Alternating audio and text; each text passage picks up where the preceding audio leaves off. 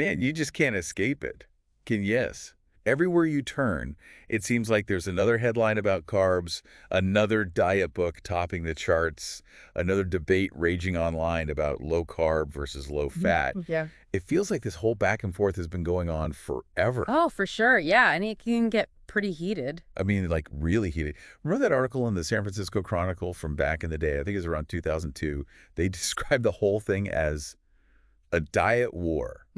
Not even just like a disagreement, but like a full-on battle Oh, yeah. with tanks, artillery, and machine guns. I mean, come on. That's a pretty good description, though, Right. because that's what it feels like sometimes, you know? You're either in one camp or the other, and there's no middle ground. And it's not like this was a brand new thing even back then. Oh, definitely not. I mean, the Atkins diet, the one that really seemed to kick off this whole low-carb craze in a big way, it was originally published way back in 1972. That's right. And then it had this huge resurgence in the 90s with Dr. Atkins' new diet revolution. Huge. Yeah. Everyone was talking about it. It was like the diet of the moment. Everyone and their mom was trying it seemed like. Absolutely. And then in 2002, Gary Taubes, he's a pretty influential science writer, he wrote this article for the New York Times Magazine called, "What If It's All Been a Big Fat Lie?" And that just added more fuel to the fire. Oh, yeah. That was a game changer. Right. Because he was suggesting that all this new research was emerging that actually supported the whole low-carb approach and really challenging the conventional wisdom about fat being the enemy. Absolutely. So it wasn't just Dr. Atkins saying it anymore. There was this sense that maybe he was on to something. It gave it a legitimacy. It wasn't just a fad diet anymore. Exactly. And then 2003 rolls around, and it's like information overload. You have all these studies coming out in big-name journals, the New England Journal of Medicine, the Journal of Clinical Endocrinology and Metabolism. Right. Big players. And they were suggesting that the Atkins diet was at least as effective, if not more so, than traditional diets for weight loss, at least in the short term. In the short term, yeah, that was the key thing. Right. So the Atkins supporters are naturally feeling pre-vindicated. Oh, absolutely. They were waving those studies around like a flag. Meanwhile, the folks in the low-fat camp are like, hold on a second, not so fast. Yeah, they were digging in their heels. Absolutely. They're saying, we need more research. This isn't conclusive. Classic. More research is needed. Yeah, of course. And in the middle of all this, the low-carb food industry explodes, right? Everyone's jumping on the bandwagon. They were making a killing, weren't they? Yeah. And on the flip side, the wheat industry is probably not too happy about this whole trend. They were probably feeling the pinch a bit. So for the average person just trying to figure out how to eat healthy and maybe lose a few pounds, it's just a whirlwind of conflicting information. Total information overload. And to add to the confusion, you have data from JAMA, the Journal of the American Medical Association, coming out in late 2003, showing that obesity rates were still climbing despite all this focus on diet. Despite all the diets, yeah. 64% of adults were considered overweight. That's a lot. Yeah, and 31% were obese. So clearly something wasn't working on a large scale. Right. It's like with all this debate and all these diets, why aren't we seeing more progress? Makes you wonder. And that's what makes this e-report we have from 2004 so fascinating. I think so, too. It's by Tom Venuto. He's the author of Burn the Fat, Feed the Muscle, a very popular fitness book. And in this report, he really takes aim at the Atkins diet, calling out what he sees as 10 lies about the Atkins diet. 10 lies, that's a pretty bold statement. Right. It definitely grabs your attention. For sure. So our mission today, and this is going to be a bit of a deep dive, is to really unpack these supposed lies and see if we can uncover what Venuto considered to be the shocking truth about this incredibly popular diet. Sounds good to me. All right, let's dive in. So lie number one, according to Venuto, is this idea that the Atkins diet and other low-carb diets, for that matter, simply don't work. Okay, so right off the bat, he actually acknowledges that Atkins does work, at least in the short term. Interesting. So he's not saying it's completely ineffective. No, he says it actually does produce pretty rapid weight loss, especially in the early stages, and especially for people who might have some metabolic issues with how they process carbs.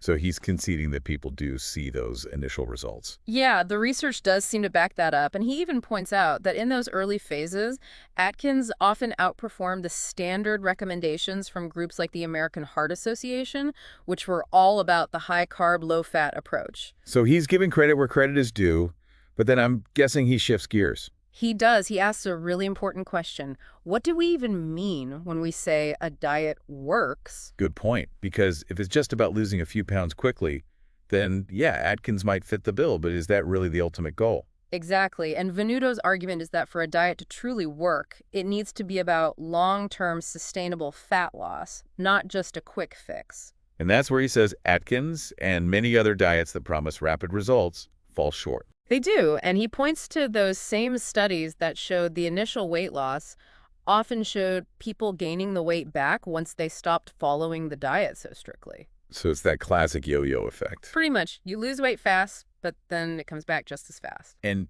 he connects this to a bigger trend that was emerging around that time, this idea that, yes, restricting carbohydrates can lead to faster weight loss initially.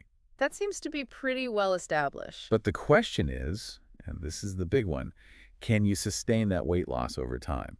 That's the million-dollar question, isn't it? It is, and it's important to remember that when we talk about low carb, that's a pretty broad term. Oh yeah, very broad. It covers a whole spectrum, everything from slightly reducing your pasta intake, Like just having a little less. yeah, to going full-on ketogenic, where you're basically eliminating almost all carbohydrates from your diet. Two very different things. Huge difference, and that's where Venuto starts to get really interesting. Yeah. He proposes that maybe the best approach isn't either extreme, but somewhere in the middle. The middle ground, huh? He suggests that a more moderate, cyclical approach to carbohydrate restriction, combined with being really smart about the types of carbs you're eating. So not all carbs are created equal. Exactly, that's a key point. And he believes this approach might be the most effective for long-term fat loss. Interesting. And his reasoning has to do with keeping your hormones balanced, optimizing your metabolism, and regulating your appetite. So it's about the whole picture, not just cutting out one thing. Absolutely. He's saying it's more nuanced than that. It's not just about going ultra low carb or super high carb. It's about finding that sweet spot. Makes sense. All right, let's move on to line number 2, this idea that there's a ton of new research definitively proving the Atkins diet is effective. Right, so this one gets to how we interpret all those headlines we see about diet and nutrition, which can be tricky. Because we see those attention-grabbing headlines, and it's easy to just accept them at face value. Especially when you're scrolling through online, you might see something like, New England Journal of Medicine vindicates Atkins diet. And you're like, okay, case closed, Atkins is the winner. Done and dusted, I'm going keto. But Venuto really cautions against doing that.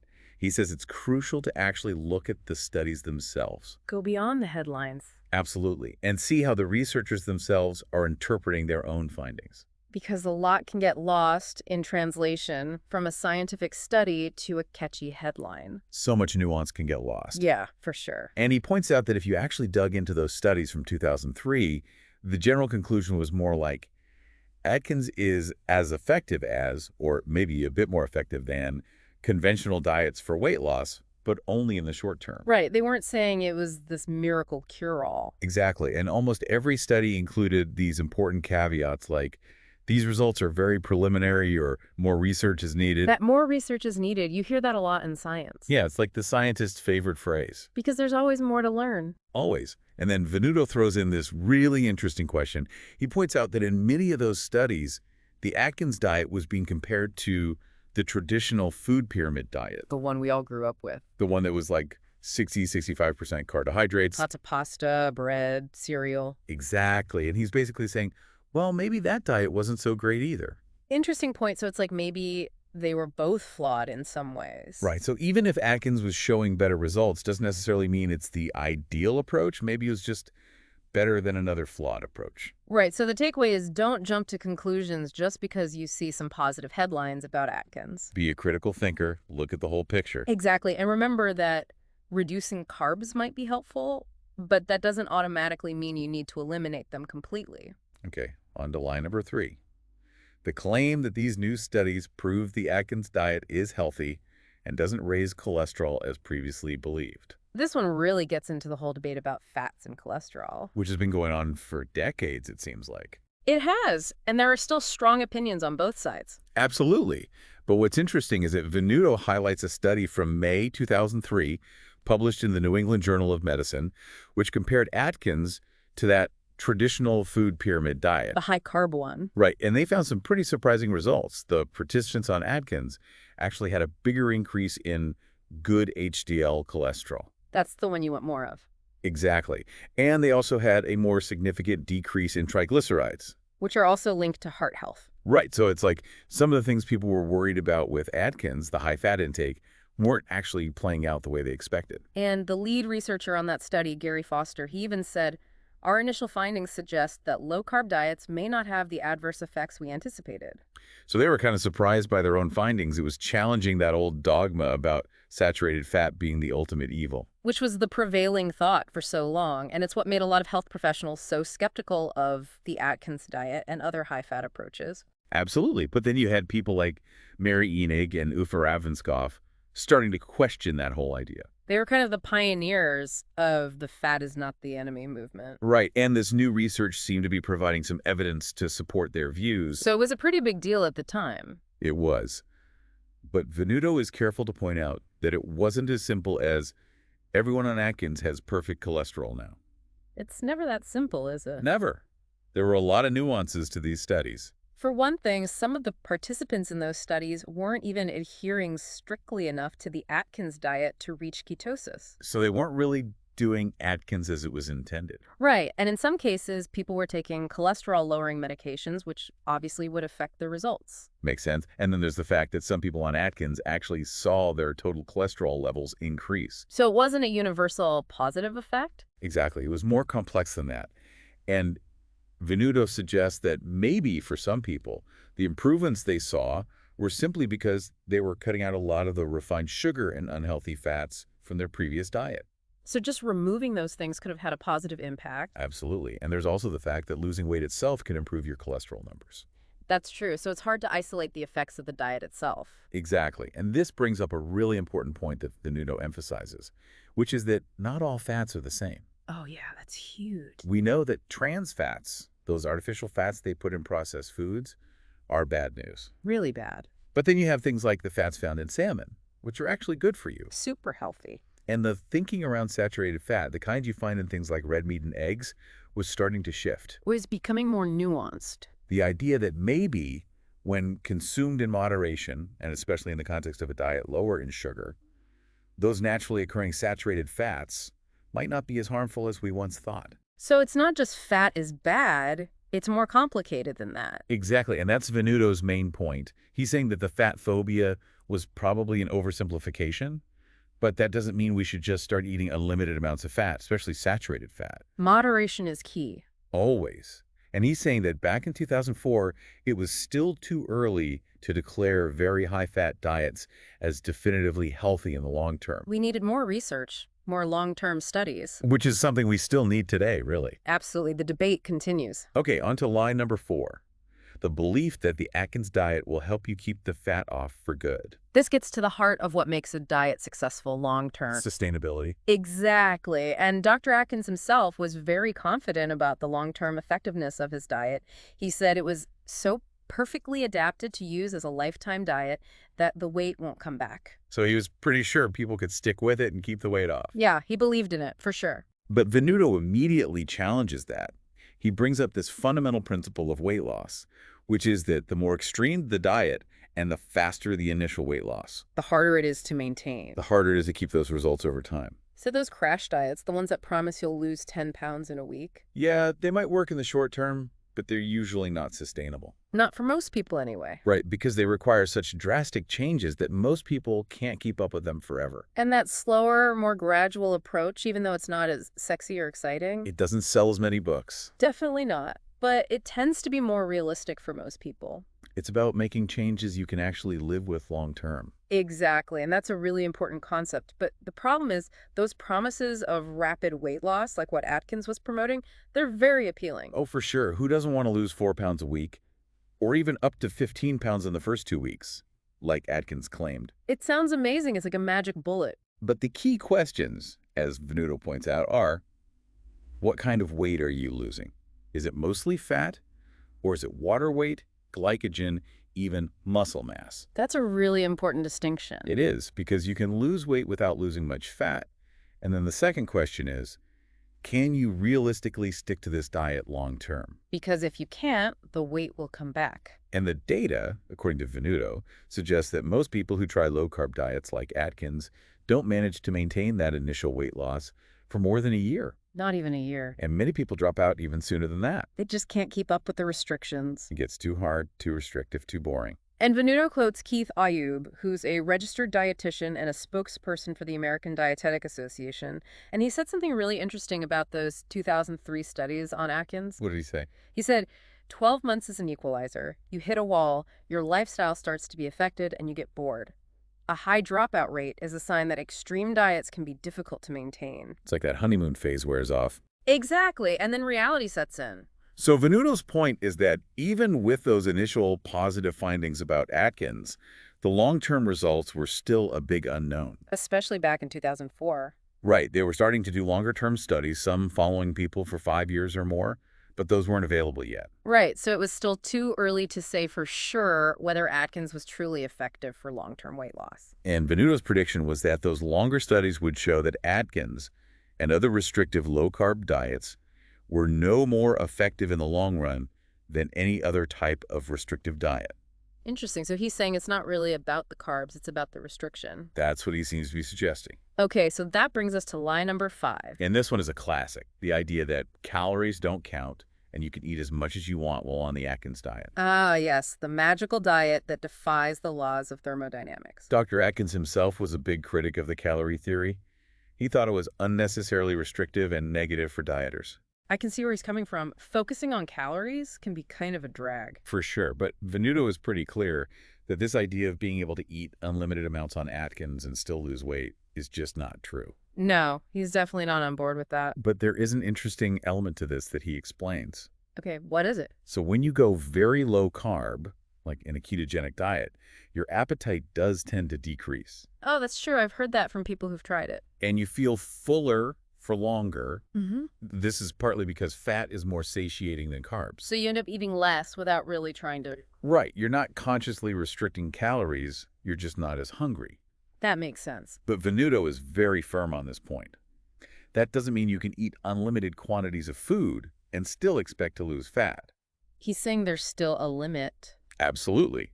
Because the fundamental principle of energy balance still applies. The first law of thermodynamics. You can't escape it no matter what diet you're on. No magic bullets. To lose weight, you have to burn more calories than you consume. And while a low-carb diet might help you do that without obsessively counting calories. It can help with the behavior change part. Right, because you're not feeling as hungry all the time. So you're less likely to overeat.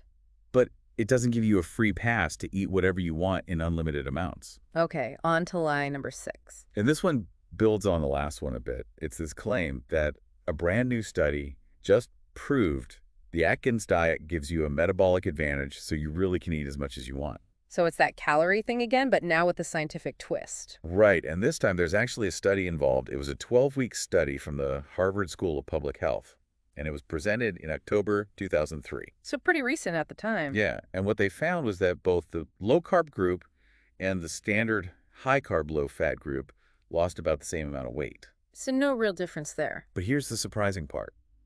The Atkins group reported being able to eat about 300 more calories per day. Whoa, that's a lot. And they still lost the same amount of weight. So it's like, how is that even possible? And like, wait, are we sure a calorie is a calorie? Yeah, it really challenged that whole idea. And even the researchers were kind of baffled by this. Some of them said things like, it doesn't make sense and it defies the laws of thermodynamics. They were like, hold on. We need to rethink everything we thought we knew about calories. Yeah, because if people can eat more calories and still lose the same weight, something else must be going on. And of course, some Atkins supporters jumped on this and said, see, we told you calories don't matter. I bet they did. But Venuto digs into this a bit deeper and explains this concept of a metabolic advantage.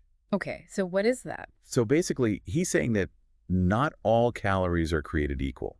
Meaning? Meaning your body doesn't process all calories in the same way. It depends on where those calories are coming from. So it's not just about the number, it's about the source. Exactly. And he uses this analogy that I think is really helpful. I like analogies. Let's hear it. He says, imagine eating 2,000 calories of Krispy Kreme donuts. Oh my gosh, that sounds amazing, but also terrible. Right. Now imagine eating 2,000 calories of lean chicken breast and a salad. 2 very different meals. Very different. and your body would react to them very differently, even though they're the same number of calories. Right, so the calorie is a calorie thing. Maybe it's not as straightforward as we thought. Exactly, and that's where this metabolic advantage comes in. Okay, break it down for me. So there are two main factors that can contribute to this metabolic advantage. First is the way different macronutrients, carbs, fats, protein, affect our hormones, especially insulin and glucagon. Those are key players in metabolism. Absolutely. And then the second factor is what's called the thermic effect of food. I've heard of that, but remind me. It's basically the number of calories your body burns just to digest, absorb, and process the food you eat. So some foods require more energy to process than others. Exactly. And this can vary depending on the type of food. Like protein has a higher thermic effect than carbs or fat. So you burn more calories just digesting protein. Right. He gives the example of chicken breast. It has a thermic effect of about 20–30%. So if you eat 100 calories of chicken breast, You're actually only netting about 70–80 calories. because you burn the rest just digesting it.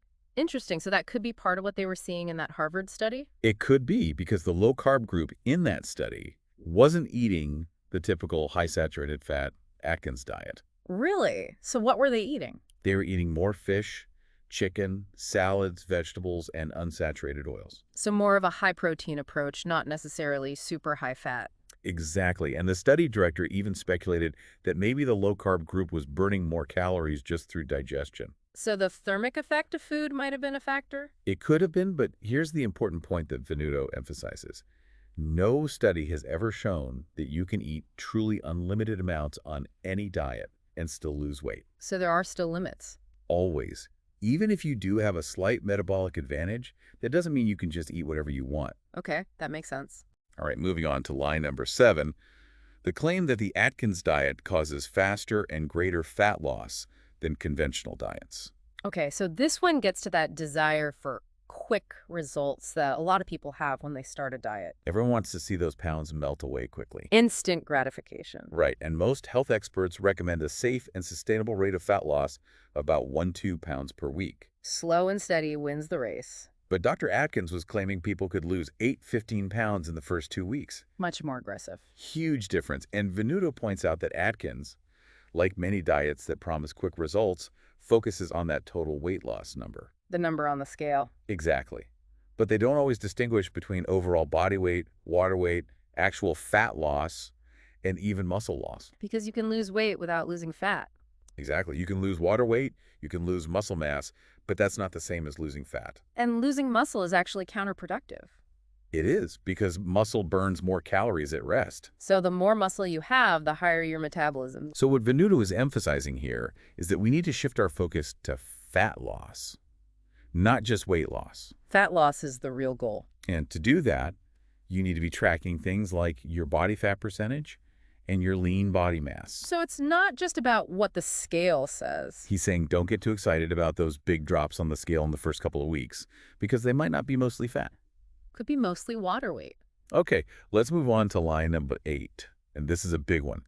Carbohydrates make you fat. This is a core principle of a lot of low-carb diets. Dr. Atkins himself said it very clearly. He said, carbohydrates are the very food that makes you fat, and that diets high in carbohydrates are precisely what most overweight people don't need and can't become slim on. Wow, that's pretty strong language. It is, and Venuto pulls no punches. He calls this a very misleading statement of half-truth. Half-truth meaning there's some truth to it, but it's not the whole story. Exactly, and he even goes as far as to say it's the most pervasive and damaging lie about weight control ever told. That's a pretty big accusation. It is, but he feels very strongly about this, and his main argument is that blaming all carbohydrates for weight gain is just too simplistic. It ignores the nuances. It does. He says what really matters is energy balance, meaning you have to burn more calories than you consume, and it doesn't really matter where those calories come from. So whether those extra calories are from carbs, fat, or protein, you'll still gain weight if you eat too many of them.